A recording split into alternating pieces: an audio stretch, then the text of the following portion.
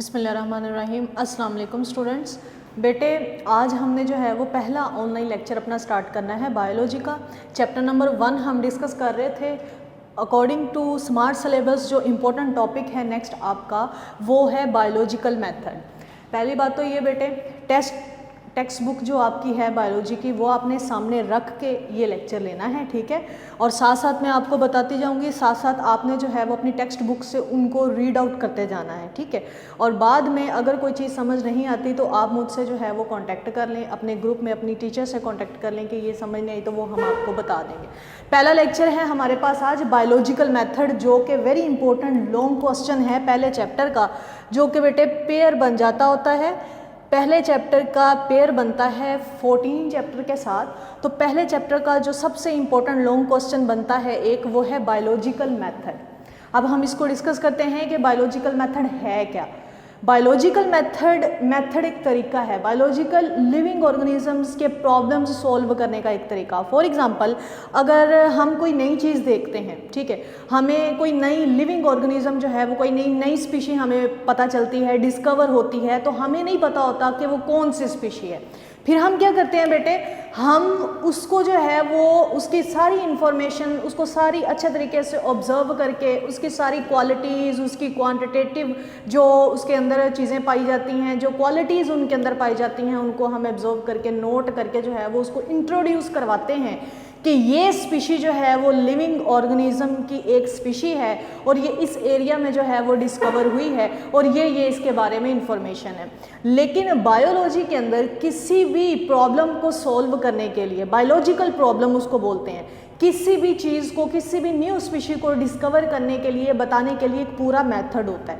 उन्होंने कहा है कि ये एक कॉम्प्लेक्स नॉलेज है साइंस का, ठीक है, ये एक तरतीब से चलता है, बड़ा सेट ऑफ मेथडोलॉजी हमारे पास मौजूद है। कहते हैं ये जो बायोलॉजिकल साइंस है ये सेट ऑफ मेथडोलॉजी है, यानी डिफरेंट मेथड्स हैं जो हमने फॉलो करने होते हैं। फिर उन मेथड्स को फॉलो करके जब हम एंड पे एक उसका जो है वो पॉइंट निकाल लेते हैं तो वो बात जो है वो फिर यूनिवर्सली एक्सेप्टेड होती है। जैसे आज हम डिफरेंट तरह के लॉ पढ़ते हैं, आप बायोफिजिक्स केमिस्ट्री में डिफरेंट तरह के लॉ पढ़ते हैं, फॉर एग्जांपल मेंडल का लॉ पढ़ते हैं, ठीक है, या फिर कोई अपनी फिजिक्स में कोई लॉ, कूलम्स का लॉ पढ़ लेते हैं। तो वो लॉ में कही हुई जो बात होती है उसको सिर्फ ये नहीं है कि हमारे यहाँ पे ही इम्प्लीमेंट किया जाता है, ये यहीं पे माना जाता है, उसको पूरी दुनिया में कहीं पे भी जाके आप कूलम लॉ की स्टेटमेंट कहोगे तो वहां पे भी आपको कूलम लॉ की यही स्टेटमेंट देखने को मिलेगी। इसका मतलब ये कि जो लॉ होता है, जो एक साइंटिफिक लॉ होता है वो यूनिवर्सली एक्सेप्टेड होता है, उसको पूरी दुनिया में, पूरी यूनिवर्स में जो है वो एक्सेप्टेड किया जाता है, कहीं पे भी वो बात चेंज नहीं होती। तो जब हम एक साइंटिफिक लॉ बनाने की जा रहे होते हैं, जब हम एक बायोलॉजिकल प्रॉब्लम सॉल्व करने जा रहे होते हैं, तो जिन स्टेप्स से हम गुजरते हैं, ठीक है, और एंड पे हम जो साइंटिफिक लॉ बनाते हैं वो किन मेथड से बनाते हैं, वो किस तरीके से बनाते हैं, उस बारे में ये टॉपिक है आपका बायोलॉजिकल मेथड।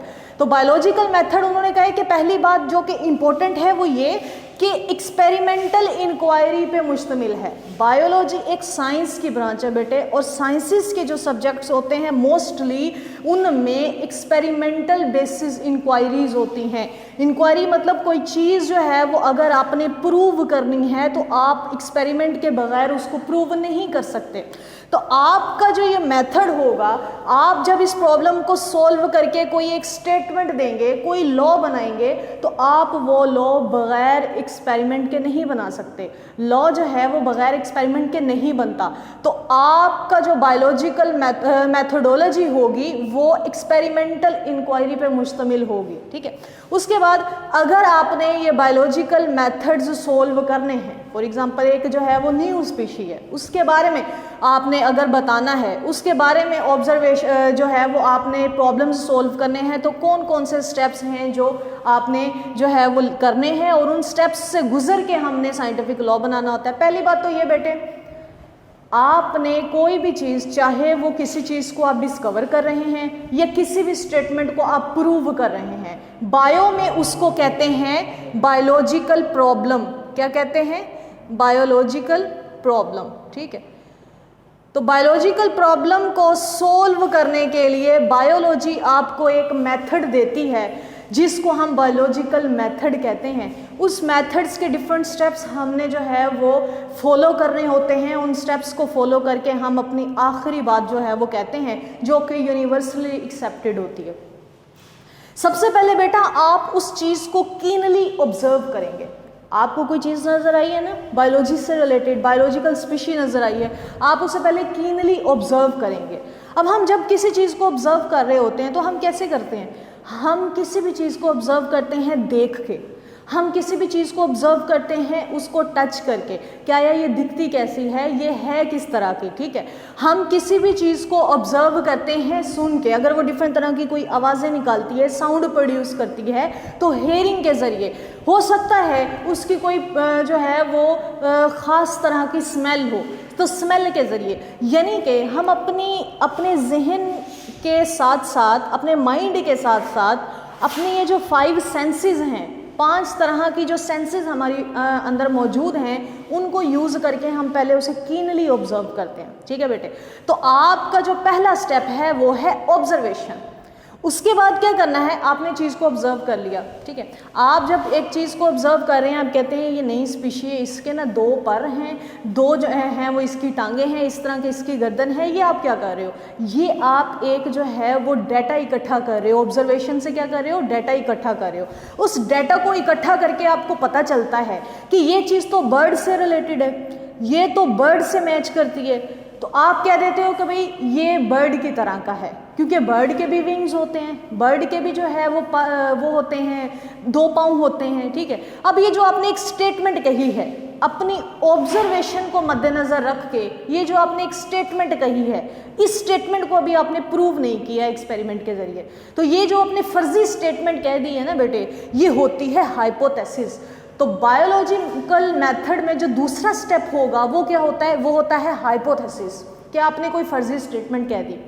अब कोई दूसरा तीसरा बंदा आपको कहेगा कि आप कैसे कह सकते हो कि ये जो है वो बर्ड है, आप फिर उसको एक्सपेरिमेंटली प्रूव करके दिखाओगे, क्योंकि आपने शुरू में ही ये बात की है कि बायोलॉजी जो है वो एक्सपेरिमेंटल इंक्वायरी पे बेस करती है। तो तीसरा स्टेप क्या होगा, एक्सपेरिमेंटेशन।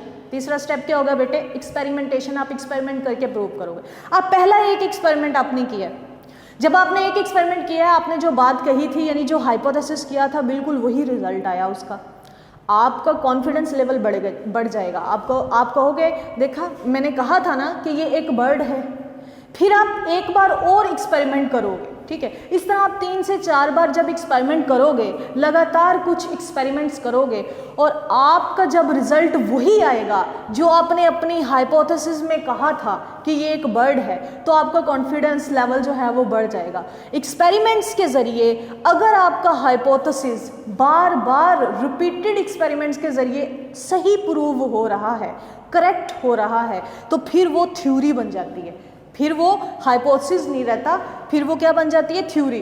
क्योंकि आपको ये जो है वो एतमाद बढ़ जाता है कि भाई मैंने कहा था ना कि ये बर्ड है, तो देखो मैं बार बार एक्सपेरिमेंट करके जो है वो जो भी रिजल्ट निकल रहा है वो बर्ड्स से रिलेटेड निकल रहा है, ठीक है बेटे। तो वो बात क्या हो जाती है, वो थ्योरी हो जाती है। अब किसी और कंट्री के अंदर या कोई और साइंटिस्ट जो है वो इस पे ऑब्जेक्शन उठा सकता है, वो कहता है नहीं मैं इसको डिसप्रूव कर सकता हूँ कि आपने जो बात कही है कि ये बर्ड है, ये बर्ड नहीं है।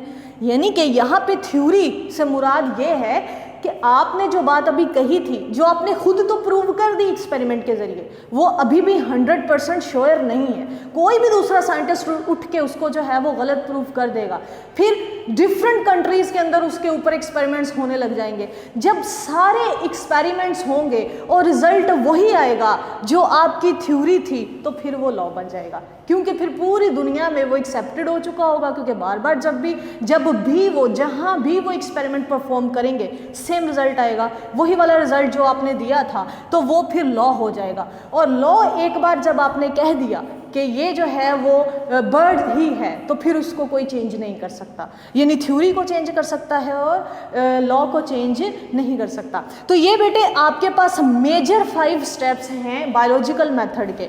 वो शॉर्ट क्वेश्चन इस तरह भी पूछ सकता है कि बायोलॉजिकल मेथड के मेजर जो है वो स्टेप्स के नाम लिखें। तो सबसे पहले चीज़ों को ऑब्जर्व करना, उसके बाद टेंटेटिव एक्सप्लेनेशन देना, हाइपोथेसिस, फर्जी स्टेटमेंट देना, फिर उसके ऊपर एक्सपेरिमेंट करके उसको प्रूव करना, अगर प्रूव हो जाए तो थ्योरी, और बेटे थ्योरी अगर यूनिवर्सल एक्सेप्टेड हो जाए तो वो साइंटिफिक लॉ।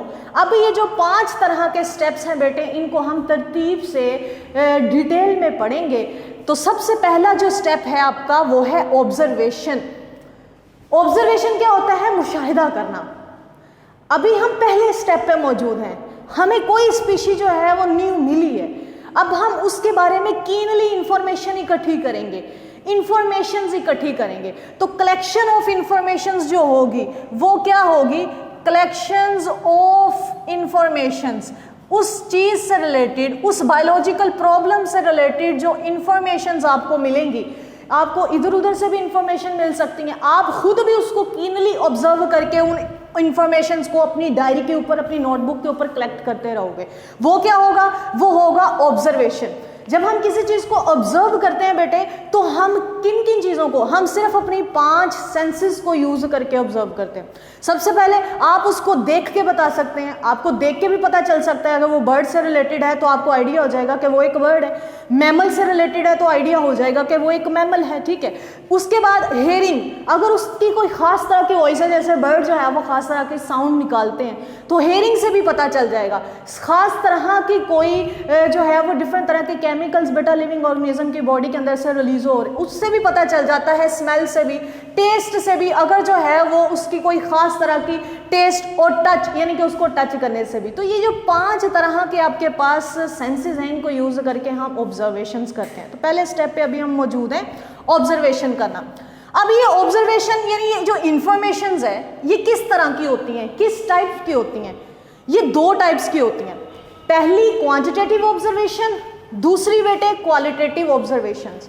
यानी कि अगर आप किसी चीज को ऑब्जर्व करते हो तो आपने उनके अंदर क्या क्या चीजें देखनी होती हैं, किन किन तरीकों से देखनी होती हैं, और किन किन चीजों को आपने जो है वो नोट डाउन करना होता है, जो ज्यादा इंपॉर्टेंट अहमियत रखती हैं। उनमें से पहली तो है आप उसको क्वांटिटेटिवली ऑब्जर्व करें, दूसरा आप उसको क्वालिटेटिवली भी ऑब्जर्व करें। क्वांटिटेटिव क्वांटिटी से रिलेटेड, क्वांटिटी मिकदार को कहते हैं बेटे, कि आप कोई भी न्यू स्पीशी की इंफॉर्मेशन अगर देख रहे हो, उसको कीनली ऑब्जर्व कर रहे हो, आप उसकी क्वांटिटी देखो, उसमें पाँव हैं तो कितने हैं, उसके विंग्स हैं तो कितने हैं, ईयर उसमें मौजूद हैं नहीं है, हार्ट एनाटॉमी में चले जाएं। आपने एक्सटर्नल स्ट्रक्चर को क्या कहा था? आपने एक्सटर्नल स्ट्रक्चर को मॉर्फोलॉजी कहा था, और इंटरनल को क्या कहा था? एनाटॉमी कहा था, ठीक है। आप जो है वो उसके विंग्स, उसके फीदर्स जो होते हैं, परों के ऊपर जो लगे होते हैं, उनको देख लें, ठीक है। तो जो काउंटिंग के हिसाब से चीजें होंगी, जो क्वांटिटी के हिसाब से चीजें उसकी होंगी, वो होंगी क्वांटिटेटिव ऑब्जर्वेशंस। आप उसको नोट डाउन कर लेंगे, भाई इसकी 2 टांगे हैं, टेल है, इतनी लेंथ है टेल की, ठीक है। वो जो लेंथ है वो भी आप उसके नंबर्स में जो है वो काउंट करेंगे। तो जब आप कोई भी डेटा, कोई भी ऑब्जर्वेशन नंबर्स में लेते हैं, डिजिट्स में लेते हैं या न्यूमेरिकल्स में लेते हैं, तो वो जो ऑब्जर्वेशन आप करते हो बेटा, उसको कहते हैं क्वांटिटेटिव ऑब्जर्वेशन। फॉर एग्जाम्पल इधर मैं लिख देती हूं कि नंबर ऑफ लेग्स, उसके अंदर नंबर ऑफ लेग्स कितनी है, ठीक है, या फिर उसके अंदर नंबर ऑफ विंग्स कितने हैं। तो ये जो आपने नंबर की बात की है, इससे मुराद क्या होता है? 2 है, 3 है, यानी कि आप डिजिट बता रहे हो। तो ये जो ऑब्जर्वेशन होंगी, ये कौन सी होंगी? ये होंगी क्वांटिटेटिव ऑब्जर्वेशन। दूसरा, आप ऑब्जर्वेशंस को क्वालिटेटिवली भी स्टडी करें। क्वालिटेटिवली उस न्यू स्पीशी की, उस न्यू लिविंग ऑर्गेनिज्म की कोई ना कोई उसका खास तरह का कलर होगा, उस कलर को नोट कर लें। आया वो कलर कौन सा है? वो तो कलर क्या है बेटा? कलर उसकी क्वालिटी है, ठीक है। उसमें से कोई खास तरह का अगर स्मेल आ रही है तो स्मेल क्या है? स्मेल उसकी क्वालिटी है। तो अगर आप उसके अंदर पाए जाने वाली क्वालिटीज को देख रहे हो, क्वालिटीज को ऑब्जर्व कर रहे हो, और वो क्वालिटीज जो है वो किसी ना किसी ग्रुप ऑफ मैमल से, ग्रुप ऑफ एनिमल्स से तो मिलती ही होंगी, तो उन क्वालिटीज को बाद में हम कंपेयर कर लेंगे, ठीक है। तो ये जो क्वालिटेटिव ऑब्जर्वेशंस होती हैं, इनमें आप क्या देखते हैं? इनमें आप क्वालिटी मेजर करते हैं, ठीक है। क्वालिटी में जो एग्जांपल है वो आप लिख सकते हैं कलर की, वो आप लिख सकते हैं कि भाई उसकी स्मेल देखना, उसका कलर देखना। तो ऑब्जर्वेशन का मतलब है कीनली उस चीज को ऑब्जर्व करना। दो तरीकों से हम ऑब्जर्व कर सकते हैं, क्वांटिटेटिवली देख लें कि उसमें कौन सी चीज क्वांटिटी के लिहाज से कितनी है, और क्वालिटी देख लें उसका कलर कितना है, उसकी हाइट कितनी है, वो कितनी जो है वो उसमें कोई खास स्मेल वगैरह आ रही है, तो ये क्या है, ये उसकी है क्वालिटेटिव ऑब्जर्वेशन। तो पहला स्टेप हमारा कंप्लीट हो जाएगा जब हम क्वांटिटेटिव और क्वालिटेटिव ऑब्जर्वेशंस को इकट्ठा कर लेंगे। बेटे एक बात याद रखें, जो क्वालिटेटिव और क्वांटिटेटिव ऑब्जर्वेशन को जब हम इकट्ठा कर लेते हैं तो जो हमारे पास कलेक्शन ऑफ इंफॉर्मेशन आती है उसको हम डेटा भी कहते हैं। क्या कहते हैं? डेटा। अब ये डेटा हमारे पास आ गया तो दूसरा स्टेप हमारे पास क्या है? हाइपोथेसिस। हाइपोथेसिस का मतलब होता है टेंटेटिव एक्सप्लेनेशन ऑफ ऑब्जर्वेशन, कि ये जो आपने ऑब्जर्वेशंस की हैं इसकी फर्जी एक्सप्लेनेशन। टेंटेटिव का क्या मतलब होता है बेटा? फर्जी, फर्ज की गई।